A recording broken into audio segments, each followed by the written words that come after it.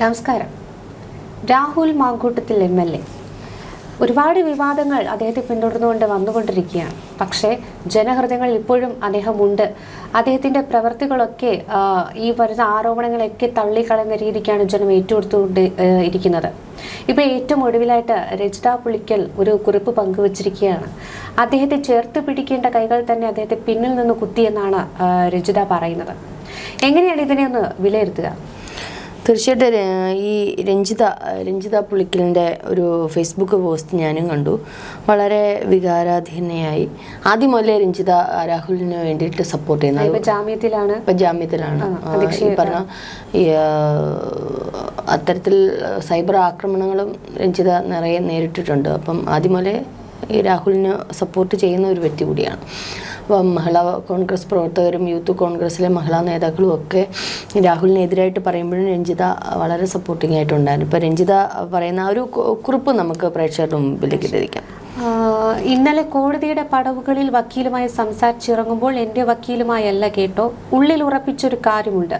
ഒരാൾക്ക് ഏറ്റവും കൂടുതൽ പിന്തുണ വേണ്ട സമയത്ത് ചേർത്ത് പിടിക്കേണ്ടവർ തന്നെ അവനെ തള്ളിക്കളഞ്ഞത് വലിയൊരു തെറ്റായിരുന്നുവെന്ന കാലം തെളിയിക്കുന്ന ഒരു ദിവസം വരും.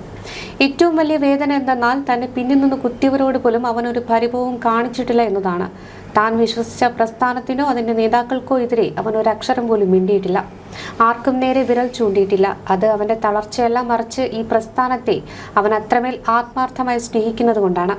ഇവിടെ എനിക്കൊരു നേതാവിനെ കുറ്റപ്പെടുത്താനില്ല. കാരണം വ്യക്തികളല്ല, പ്രസ്ഥാനമാണ് വലുതെന്ന് അവൻ വിശ്വസിക്കുന്നു.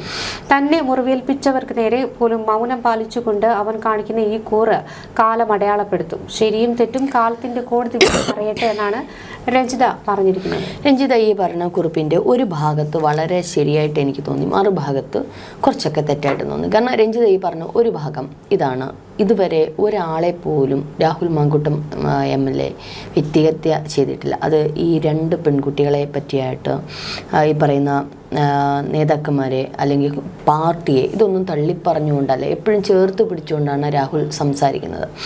ആദ്യത്തെ ഒരു ഓഡിയോ ക്ലിപ്പ് വന്നപ്പോൾ പോലും രാഹുൽ പരമാവധി അതിൽ നിന്ന് ഒഴിവാകാനാണ് ശ്രമിച്ചത്. വേണമെങ്കിൽ രാഹുലിന് വിവാഹിതയായിരുന്നു, അല്ലെ ഇതാണ് വേണമെങ്കിൽ എല്ലാം തുറന്നു പറയായിരുന്നു. പക്ഷേ രാഹുൽ ഇപ്പോഴും നിലവിൽ പോലും സ്വകാര്യത മാനിച്ചുകൊണ്ട് കോടതിയിൽ പോലും പറഞ്ഞിരിക്കുന്നത് അടച്ചിട്ട മുറിയിൽ വിചാരണ ചെയ്യണമെന്ന് തന്നെയാണ്. കാരണം ആ പെൺകുട്ടിയുടെ ഉൾപ്പെടെ സ്വകാര്യത മാനിച്ചുകൊണ്ടാണ് രാഹുൽ അങ്ങനെ പറഞ്ഞ അത്തരത്തിൽ തീരുമാനത്തിലെത്തിയത്.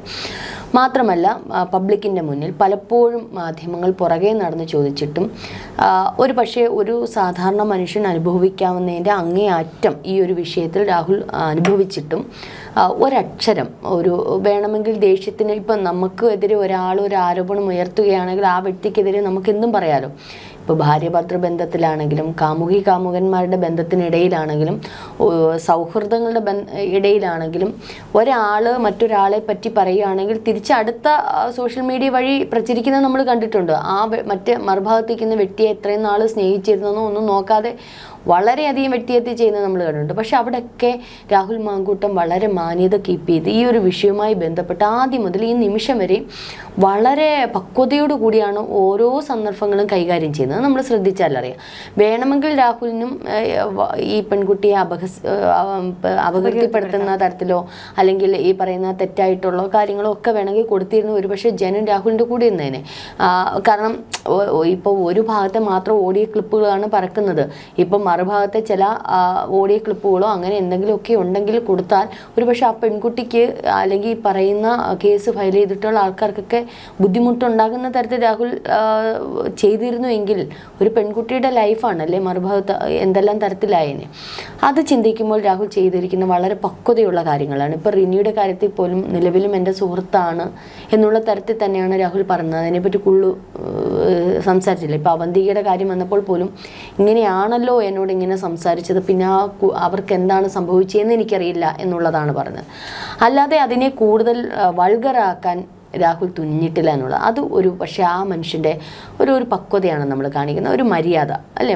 മറുഭാഗത്ത് കൊടുക്കുന്ന ഒരു ബഹുമാനം എത്രയെന്ന് പറഞ്ഞാലും സ്നേഹിക്കുകയോ സ്നേഹിക്കാതിരിക്കുകയോ അല്ലെങ്കിൽ രണ്ടുപേരും തമ്മിലുള്ള ബന്ധപ്രകാരം ഒക്കെ എന്ത് തന്നെ ആയിക്കോട്ടെ ആ ബന്ധത്തിന് കൊടുക്കുന്ന ഒരു ബഹുമാനം മറുഭാഗത്ത് നിന്നില്ലെങ്കിലും ഈ ഭാഗത്ത് നിന്ന് ആ ഒരു ബഹുമാനം ഇപ്പോഴും കീപ്പ് ചെയ്യുന്നുണ്ട്.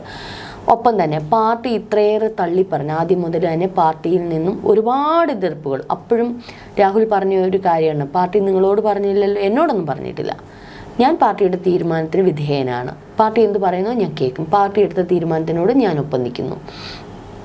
എന്തുകൊണ്ട് പാർട്ടിയിൽ നിന്ന് പുറത്താക്കി, അല്ലെങ്കിൽ അതിനെന്താണോ രാഹുൽ പറയാനുള്ളത്, ഒന്നും മിണ്ടുന്നില്ല. അപ്പോൾ അത് പാർട്ടിയോടുള്ള ഒരു ബഹുമാനം അല്ലേ.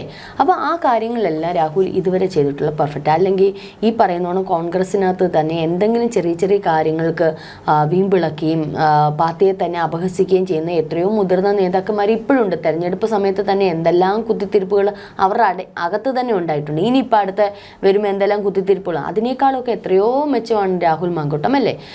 എന്തെല്ലാം പ്രശ്നങ്ങളും മുതിർന്ന നേതാക്കൾ തന്നെ മറ്റുള്ളവരെ കുത്തുന്നു, ഒരാൾ പറയുന്നു, ഒരാൾ ഇഷ്ടപ്പെടുന്നില്ല, ഒരാൾ പറയുന്നത് ഇഷ്ടപ്പെടുന്ന പാർട്ടിയെ ഇത് ചെയ്യുന്നതായിട്ടുള്ള എത്ര കാര്യങ്ങൾ കോൺഗ്രസ് പാർട്ടിക്കകത്ത് നടക്കുന്നു.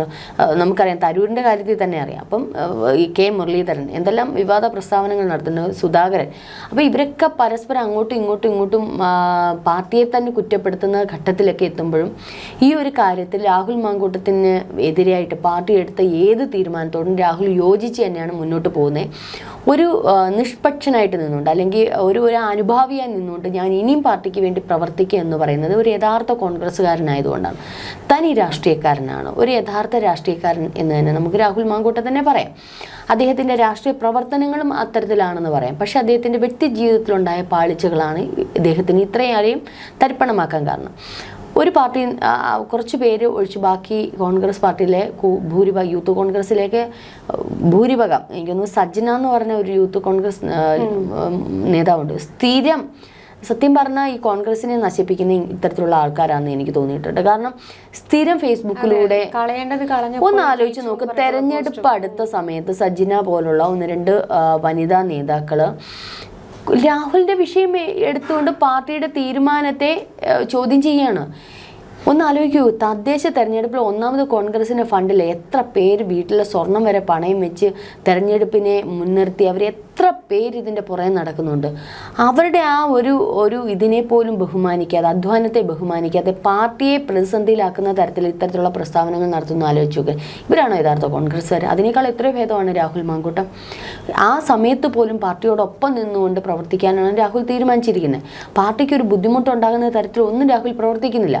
പക്ഷേ ഇവരൊക്കെ എന്താണ് ചെയ്തത്? രാഹുലിൻ്റെ ഒരു വിഷയം വന്നപ്പോൾ എന്നാൽ അവർക്ക് കൃത്യമായിട്ടുള്ള തീരുമാനം KPCC അടക്കമുള്ളവർ എടുത്തു കഴിഞ്ഞിട്ടും പിന്നെ ആ പാർട്ടിയെ ബുദ്ധിമുട്ടിക്കുന്ന തരത്തിലാണ് ഇവരുടെ പ്രസ്താവനകൾ. ഈ അടുത്ത സമയത്ത് പോലും ജയിച്ചപ്പം, തദ്ദേശ തെരഞ്ഞെടുപ്പ് ജയിച്ചപ്പോൾ ഒരു പോസ്റ്റ് ഇട്ടേക്കുന്ന കണ്ടു, പുറത്താക്കേണ്ടുന്നവരെ പുറത്താക്കിയപ്പോൾ ജയിച്ചു.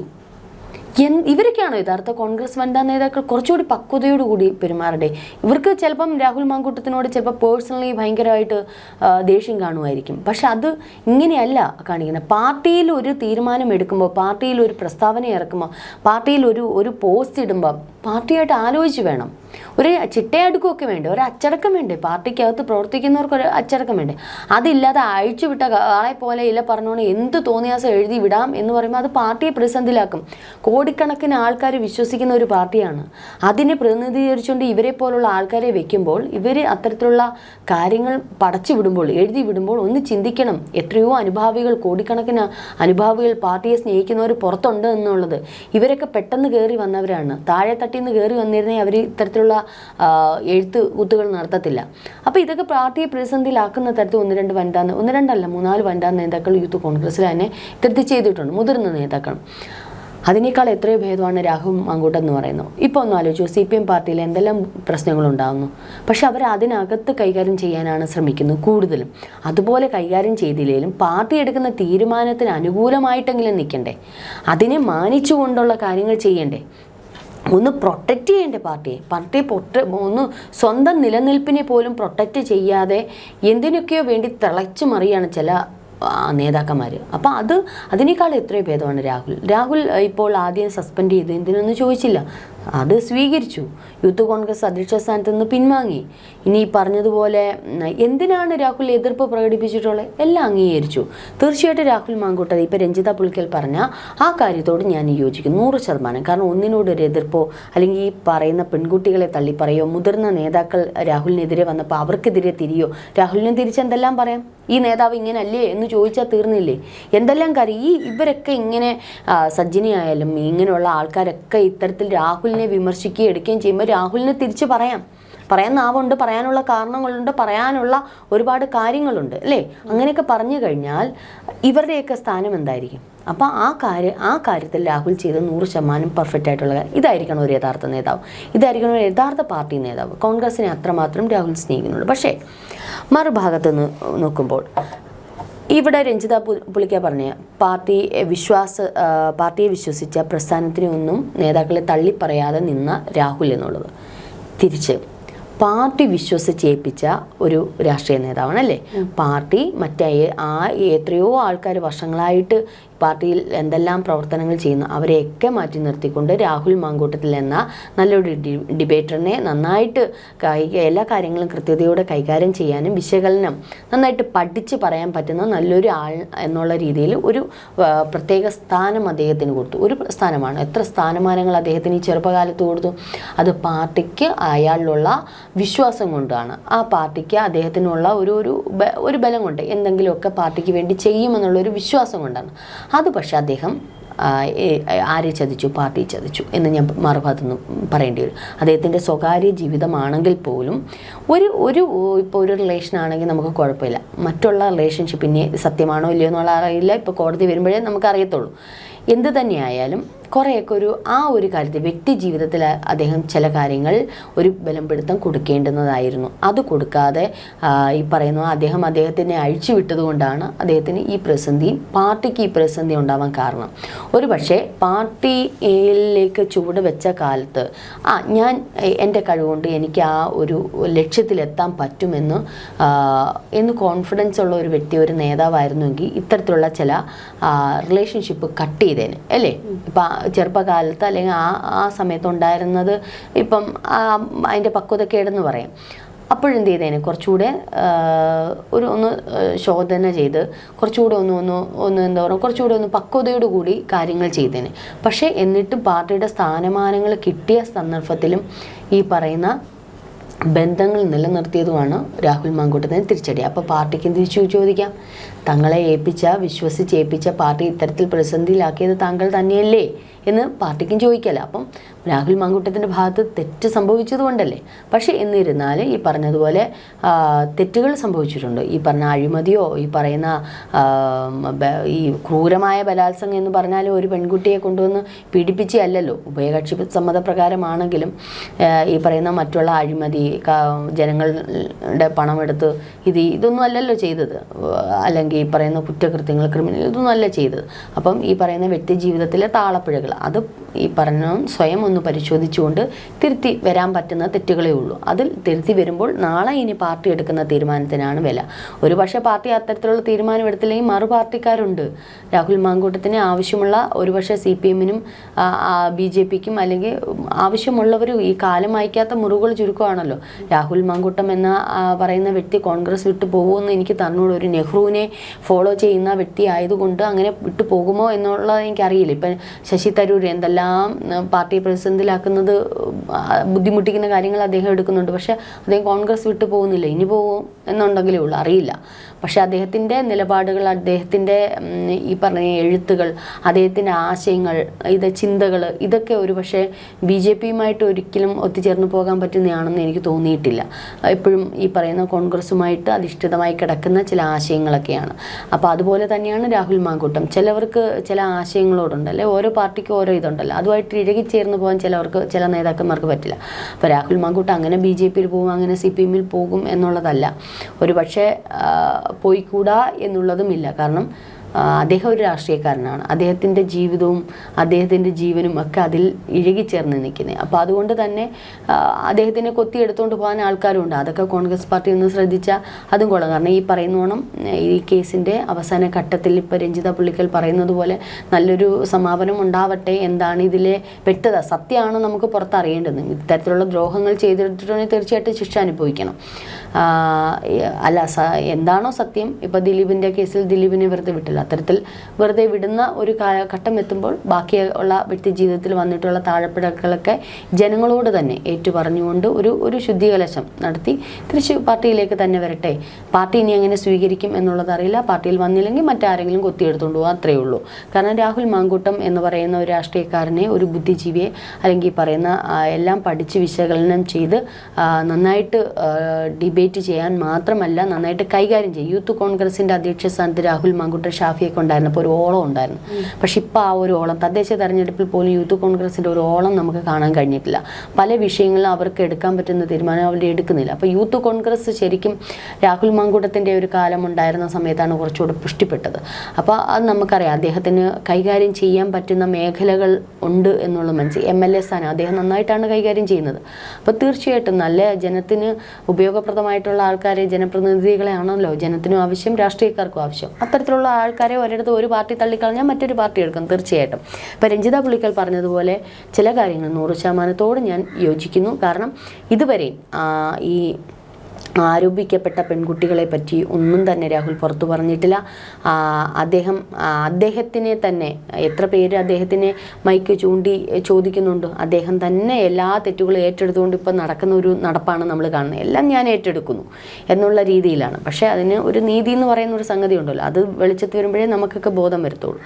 അപ്പോൾ തീർച്ചയായിട്ടും ആ ഒരു കാര്യത്തെ, ആ പെൺകുട്ടികളെ അപമാനിച്ചിട്ടില്ല, അല്ലെങ്കിൽ അവരുടെ വീട്ടുകാരെ അപമാനിച്ചിട്ടില്ല, അല്ലെങ്കിൽ ഈ വിഷയവുമായിട്ട് ബന്ധപ്പെട്ട് ഒരു മാധ്യമങ്ങളെ അദ്ദേഹം അപമാനിച്ചിട്ടില്ല. ഇപ്പുറത്ത് കോൺഗ്രസ് എടുത്ത, പാർട്ടി എടുത്ത എല്ലാ തീരുമാനവും കൈക്കൊണ്ടുകൊണ്ട് സ്വയം എല്ലാം ഏറ്റെടുത്തുകൊണ്ട് പാർട്ടിയെപ്പോലും പ്രതിസന്ധിയിലാക്കുന്ന തരത്തിൽ ഒരു കാര്യവും ചെയ്യാതെ, ഒരു നേതാവിനെ പോലും വിമർശിക്കാതെ അദ്ദേഹം ഒരു പക്വതയോടു കൂടിയാണ് ഈ കാര്യങ്ങൾ കൈകാര്യം ചെയ്തത്. അതിൽ ഞാൻ സമ്മതിക്കാം. മറ്റുള്ള നേതാക്കന്മാരെ പോലെയല്ല, അത് കണ്ടുപിടിക്കണം മറ്റുള്ള നേതാക്കന്മാർ. ഇനിയെങ്കിലും കോൺഗ്രസ് പാർട്ടി ഇത് കണ്ടുപിടിക്കണം. ഇപ്പുറത്ത് മറുഭാഗത്ത് നിന്ന് ചിന്തിച്ച പാർട്ടിയെ പ്രതിസന്ധിയിലാക്കിയ ഒരു നേതാവ് തന്നെയാണ്. പാർട്ടി അത്രമാത്രം ഇത് ചെയ്യേണ്ട കാര്യമില്ല. കാരണം വിശ്വസിച്ചേൽപ്പിച്ച ഒരു കാര്യം അദ്ദേഹം MLA എന്നൊരു സ്ഥാനവും യൂത്ത് കോൺഗ്രസ് അധ്യക്ഷൻ എന്നുള്ള സ്ഥാനം പെർഫെക്റ്റായിട്ട് ചെയ്തിട്ടുണ്ട്. പക്ഷേ വ്യക്തി ജീവിതം താളപ്പഴം നിറഞ്ഞതായതുകൊണ്ട് അത് പാർട്ടിയെ സ്വാധീനിച്ചു. ഒരു പക്ഷേ കല്യാണം കഴിച്ച് ഭാര്യയും ഭർത്താവും തമ്മിലുള്ള അടിയായിരുന്നെങ്കിലും കുഴപ്പമില്ലായിരുന്നു. ഒരു പ്രണയിനിയുമായിട്ടുള്ള പ്രശ്നമായിരുന്നെങ്കിൽ ഇതൊന്നും വലിയ വിഷയം വരത്തില്ലായിരുന്നു. ഒന്നിൽ കൂടുതൽ പ്രണയിനികളോ അല്ലെങ്കിൽ പ്രണയിനികളാണെന്ന് തോന്നുന്നു ഇതൊക്കെ കണ്ടിട്ട് ഒക്കെ ഇങ്ങനെ വന്നതുകൊണ്ടാണ് ഇത്തരത്തിലുള്ള വിഷയം വന്നത്. മറ്റുള്ള പെൺകുട്ടികളൊക്കെ ആവശ്യമില്ലാതെ ചാറ്റ് ചെയ്യുന്നതൊക്കെയാണ് വലിയൊരു വിഷയമായിട്ട്. അതും പാർട്ടിക്ക് ബുദ്ധിമുട്ട് തന്നെയാണ് ഉണ്ടാക്കിയത്.